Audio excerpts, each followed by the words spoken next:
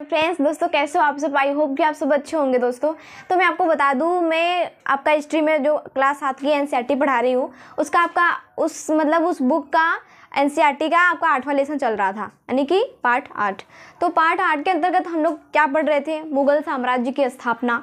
तो मुगल साम्राज्य की स्थापना के अंतर्गत हम लोगों ने क्या पढ़ा था, यानी कि पार्ट 8वां जो था मुगल साम्राज्य की स्थापना, इसका जो पहला लेक्चर हम लोगों ने पढ़ा था, इसमें ये पढ़ा था कि मुगल साम्राज्य की स्थापना जो होती है, स्थापना, और हम लोग स्थापना को देख चुके थे।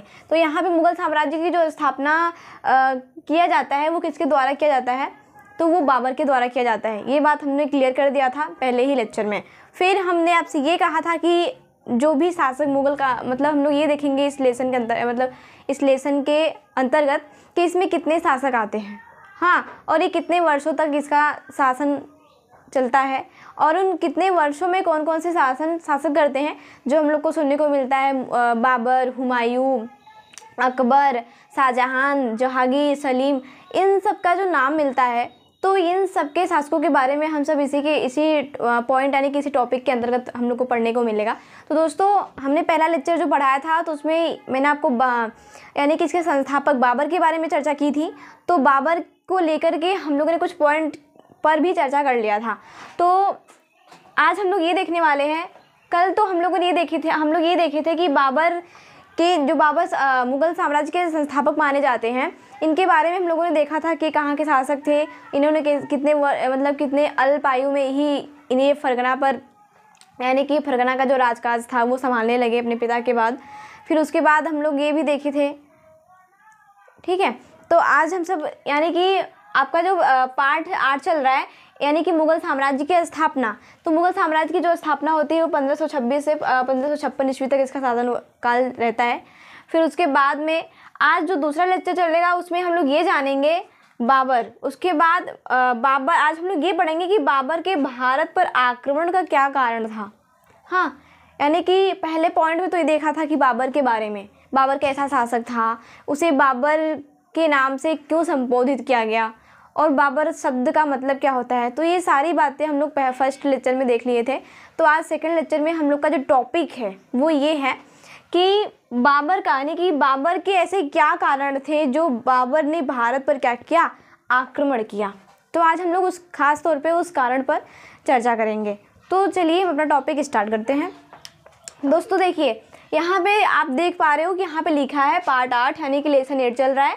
कौन सा लेसन का जो नाम है वो है मुगल साम्राज्य की स्थापना। मुगल साम्राज्य का जो वर्ष होता है वो 1526 से लेके 1556 ईस्वी तक चलता है इसको शासनकाल। फिर उसके बाद में यहाँ मैं लिखी हूँ बाबर, तो यहाँ पे बाबर के बारे में ही बात हो रही है, तो इसलिए मैंने पॉइंट ऊपर डाला है बाबर, ठीक है। तो आप लोग कंफ्यूज मत होना कि भी कौन से शासक के बारे में मैं चर्चा कर रही हूँ। तो अभी इसके मैं पहले ही शासक के बारे में चर्चा कर रही हूँ, यानी कि मुगल साम्राज्य के संस्थापक जो थे बाबर, उनका ही अभी मैं चर्चा कर रही हूँ। फिर उसके बाद इनके बाद हुमायूं की चर्चा करेंगे। फिर उसके बाद ऐसे ऐसे जो भी शासक आएंगे उसके अंतर्गत हम लोग एक एक शासकों के अंतर्गत एक एक शासक करके पढ़ते चलेंगे। यहाँ पे देखिए बाबर लिखा है मैंने, क्योंकि बाबर की बात हो रही है तो इसलिए मैंने पॉइंट ऊपर बाबर को डाला है। तो यहाँ पे यार देख लेते हैं। देखिए यहाँ मैंने आपको जो फर्स्ट पॉइंट है, फर्स्ट पॉइंट क्या है, यहाँ पे डेट दिख रहा है 1507 ईस्वी, 1507 ईस्वी। तो यहाँ पे 1507 ईस्वी में बाबर ने बादशाह की क्या की थी, उपाधि को धारण किया था। उपाधि, किसकी उपाधि? बादशाह की। तो बादशाह की जो उपाधि बाबर ने धारण किया वो 1507 ईस्वी में धारण किया था। लेकिन यहाँ पे इसके साथ साथ यहाँ पे कुछ और भी देखना है। यहाँ पे देखना है कि बादशाह की उपाधि धारण करने से पूर्व मतलब पहले, जब ये बादशाह की उपाधि धारण नहीं किए थे, उससे पहले ही बाबर मिर्जा की उपाधि क्या करते थे, मिर्जा की पैतृक उपाधि को धारण करता था। कौन? बाबर। कहने का तात्पर्य ये है कि जब 1507 ईस्वी में बाबर ने बादशाह की उपाधि को धारण किया, तो इस उपाधि को धारण करने से पहले ही वो क्या करता था, यानी कि इस उपाधि को धारण करने से पूर्व बाबर ने मिर्जा की पैतृक उपाधि को क्या किया था, वो मतलब मिर्जा की पैतृक उपाधि को वो धारण करता था। लेकिन बादशाह की उपाधि धारण करने से पूर्व मतलब पहले। ठीक है, अब यहाँ पे एक बात ये आई, यहाँ पे आया है पॉइंट पैतृक। ठीक है, पैतृक का मतलब क्या होता है? तो पैतृक का मतलब ये होता है जहाँ पे पिता की सत्ता हो। ठीक है, जिसे पिटार्की भी कहा जाता है, यानी कि जहाँ पे पिता की सत्ता हो उसे कहा जाता है पैतृक। जिसे कहते हैं नहीं, ये पैतृक संपत्ति है, यानी कि पिता की संपत्ति है, तो उसे कहा जाता है पैतृक। तो यहाँ पे पैतृक से संबंधित यहाँ पे एक क्वेश्चन भी पूछा गया था किससे? साक्षी गर्ल से, जो कि IPS हैं, उनसे इंटरव्यू में पूछा गया था कि यहाँ पे आप पैतृक से मतलब क्या तात्पर्य निकालते हो, वहाँ पे इसके डिफिनेशन को पूछा गया था उनसे। तो यहाँ पे ऐसे ऐसे जो शब्द आ जाते हैं तो आपको उनका मतलब समझना ज़रूरी हो जाता है। ठीक है, तो यहाँ पे क्लियर हुआ फर्स्ट पॉइंट क्या था कि 1507 ईस्वी में बाबर ने बादशाह की उपाधि को क्या किया? धारण किया। परंतु वो 1507 ईस्वी में जो बादशाह की उपाधि धारण किए थे, उस बादशाह की उपाधि को धारण करने से पूर्व वो बाबर, यानी कि पूर्व बाबर क्या करते थे? बाबर मिर्जा की पैतृक उपाधि को धारण करता था। हाँ, आगे चलते हैं। जो आपका नेक्स्ट पॉइंट है वो क्या है समझ लेते हैं। अब नेक्स्ट पॉइंट इसमें यही है कि आज जो आपका दूसरा लेसन मतलब जो लेसन का दूसरा लेक्चर चल रहा है, उस दूसरे लेक्चर में आज आपका जो इम्पोर्टेंट पॉइंट है वो ये है कि क्या कारण था कि बाबर ने भारत पर क्या किया? आक्रमण किया। हम लोग इससे पहले भी एक शासक के बारे में, जो तुर्क शासक थे महमूद गजनवी, उनके बारे में तो हम लोगों ने पढ़ा था कि उन्होंने भारत पर आक्रमण क्यों किया था। तो वो तो धन संपदा को लूटने के लिए किए थे। ठीक है, तो उन्होंने सोमनाथ मंदिर पर भी आक्रमण किया, उस मंदिर को तोड़ा फोड़ा, वहाँ के धन को लूटा, फिर वापस वो रिटर्न चला गया। हाँ, तो उनका तो मकसद था धन को लूटना, बट यहाँ बाबर का क्या मकसद था जो भारत पे आक्रमण किए? तो आज हम लोग इस पॉइंट को समझ लेते हैं। तो यहाँ पे पॉइंट क्या है? सबसे पहले तो आप यहाँ देख लो, मैंने जो हेडलाइन यहाँ पे किया है, बाबर के भारत पर आक्रमण का कारण, क्योंकि आज हम लोग इसी कारण को जानने वाले हैं। किसके आक्रमण का? बाबर के। क्या कारण था कि बाबर ने भारत पर आक्रमण किया? क्या उसका भी मकसद धन को लूटना था, या फिर यहाँ पे शासन करना था, या फिर भारत में कुछ नई बदलाव करनी थी? क्या कारण था कि बाबर ने क्या किया? आक्रमण किया। कई रीजन हो सकते हैं, लेकिन क्या ये इनका जो आक्रमण करने का तरीका, मतलब कि जो थिंकिंग रही, जो सोच रही, क्या सोच था कि धन को ही लूटना चाहते थे, या वाकई में कुछ मतलब वास्तव में कुछ परिवर्तन करना चाहते थे भारत में? तो समझ लेते हैं क्या मकसद था इनका। बाबर के भारत पर आक्रमण का कारण। ठीक है, तो यहाँ पे आपको जो नेक्स्ट पॉइंट है वो क्या है? बाबर के भारत पर आक्रमण का कारण भारत में अवसर की उपलब्धता भी था। यहाँ पे मतलब ये है, सबसे पहला कारण तो निकल के आ रहा है कि बाबर के भारत पर आक्रमण का कारण, यहाँ पे कारण की बात हो रही है। कारण क्या था? कारण भारत में अवसर की उपलब्धता थी। मतलब अवसर की उपलब्धता समझते हो कि बाबर को ये मौका मिला, ये अवसर मिला कि वो भारत पे आक्रमण कर सके। तो यहाँ पे ये पॉइंट कह रहा है कि बाबर के भारत पर आक्रमण का कारण भारत में अवसर की उपलब्धता भी था। मतलब उन्हें आक्रमण करने का मौका मिला। अब वो मौका मिला कैसे? तो हम लोग इस टॉपिक यानी कि इस पार्ट के अंतर्गत जानेंगे आगे। यहाँ देखिए, भारत में अवसर की उपलब्धता भी था। क्या? बाबर के आक्रमण का कारण। बाबर के आक्रमण से पूर्व, यानी कि कहने का मतलब ये है कि बाबर जब आक्रमण नहीं किए थे भारत में, उससे पहले ही बाबर के आक्रमण से पूर्व भारत परस्पर प्रतिद्वंदिता रखने वाले अनेक राज्यों में विभक्त था। अब यहाँ पे एक पॉइंट अब ध्यान में समझना, यहाँ जो प्रतिद्वंदिता की बात आई है, हाँ, आप यहाँ पे एक बात समझो कि यहाँ क्या रहा है। यहाँ पे मतलब ये है, पहला तो आप समझ गए कि पहला कारण अवसर की उपलब्धता था, मतलब बाबर को अवसर मिला भारत में आक्रमण करने का, ये तो क्लियर हुआ। अब हम आगे चलते हैं, यहाँ समझिए क्या? बाबर के आक्रमण से पूर्व, जब बाबर ने आक्रमण नहीं किया था उससे पहले ही भारत क्या था? भारत परस्पर प्रतिद्वंदिता रखने वाले अनेक राज्यों में विभक्त था। सबसे पहले तो आप प्रतिद्वंदिता का मतलब समझ लो। प्रतिद्वंदिता का मतलब भी होता है भेदभाव, ठीक है, मतभेद, ठीक।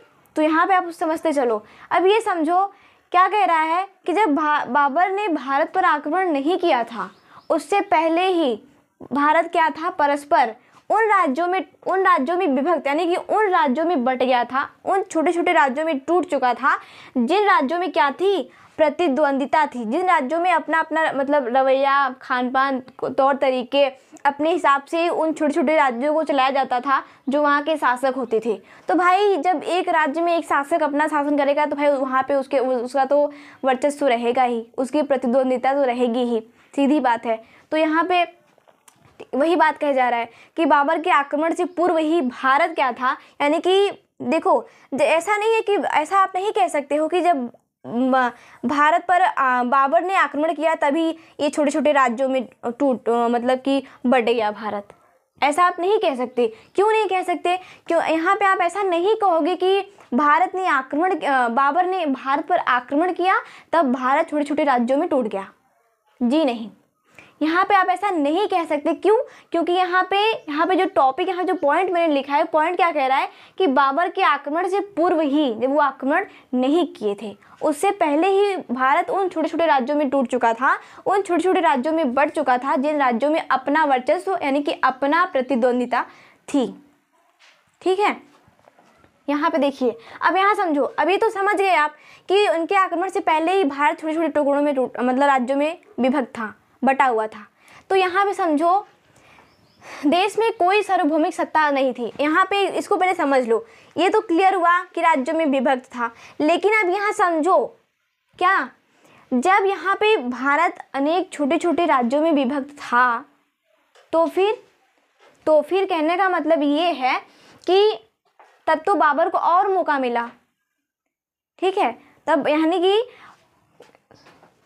रखने वाले अनेक राज्यों में विभक्त था, और यानी कि जब देखो, जब भारत छोटे छोटे राज्यों में विभक्त था तो इन छोटे छोटे राज्यों में अपना अपना शासन, जो यहाँ के शासक होते थे वो शासन करते थे, ठीक है, शासन करते थे। तो इससे क्या हुआ, जो यहाँ के शासक हुआ करते थे उन मतलब इनमें भी आपस में मतभेद होता था, ये भी आपस में संघर्ष करते थे। तो सीधी बात है, जब ये संघर्ष करते थे तो इनका जो लाभ होता था वो तीसरा व्यक्ति ही उठाएगा। तो यहाँ पे यही बात हो रही थी कि जब बाबर के आक्रमण से पूर्व ही भारत छोटे छोटे राज्यों में विभक्त हो चुका था, अनेक राज्यों में विभक्त था, तब क्या था, उस समय देखो, उस समय देश में कोई सार्वभौमिक सत्ता नहीं थी। सार्वभौमिक का मतलब समझते हो, जो सबके हित में हो, मतलब सार्वजनिक मतलब सरकारी, ठीक है। एग्जाम्पल जैसे मैं आपको बताऊं, ट्रेन, डाकघर, ये सब चीज़ें क्या है, ये सब चीज़ें सार्वजनिक हैं जिसपे सबका अधिकार होता है। तो यहाँ पे बात ये है कि उस टाइम देश में कोई सार्वजनिक सत्ता नहीं थी जैसे कि आज है।